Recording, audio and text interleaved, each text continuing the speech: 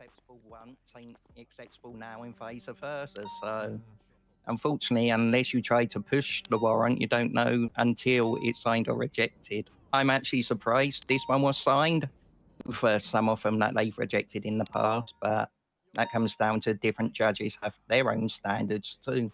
Yeah. No, our chief has always pushed for us to throw things at the wall anyway with the DOJ, just to see where that wall is, like you said. Yeah, that's all we can do. Because when we've been told that this is what we expect, we get a completely different response when we do that. It turns out they wanted something different. So yeah, we can just see what we can get to stick and use that as a guideline for ourselves. I came in a little late to this, but just as a general reminder, people that are in the cells are they're bored in there, right? They obviously feel I don't know what was said down here before I came on down, but in the event y'all saw anything or heard anything in which someone behind the cells is challenging a warrant, if you're not the prime or charges, whether it's this situation or any other situation, do not ever sympathize or imply that another officer may have done something wrong unless they have clearly done so.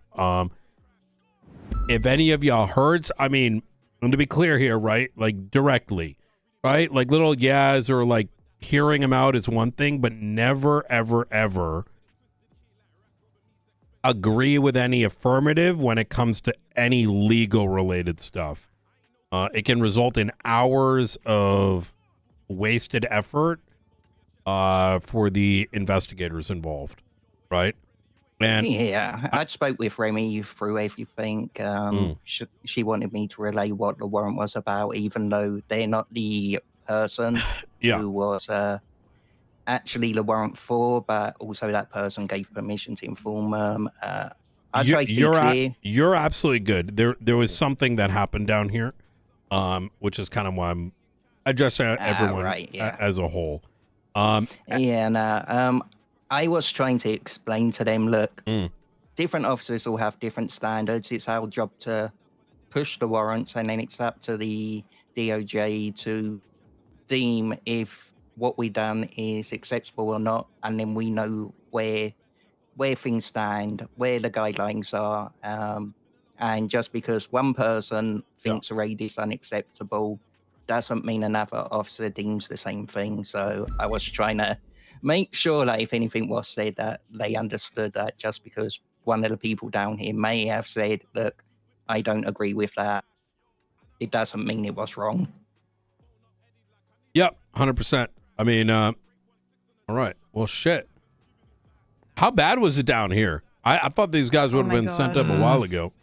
It was bad. It was bad. They didn't want to leave until they'd actually spoke to the person that wrote the warrant, which right now I weren't going to put her in that position.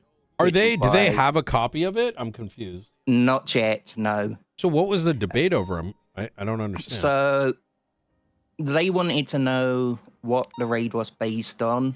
Part of the reason was we already knew that they believed it was partly because Opal had been in that warehouse with them, and they said it's their clubhouse, but said you can't go behind certain doors. They said it's their clubhouse? Yeah. When? Recently, like a week or two ago. Oh, okay. I thought you meant like down here. I was going to say, Jesus. No. So they invited Opal in and went, right, you can't go through them doors. So they thought a warrant was pushed based on that, apparently, at one point. And so Remy gave permission to let them know the basis of what the warrant was based on, but not to give them the warrant because Sophie Sanders isn't in custody, although she has given permission to give them that information as well. So they knew the basis of it, otherwise we would have never got rid of them. And we were just trying to stop it being too weird.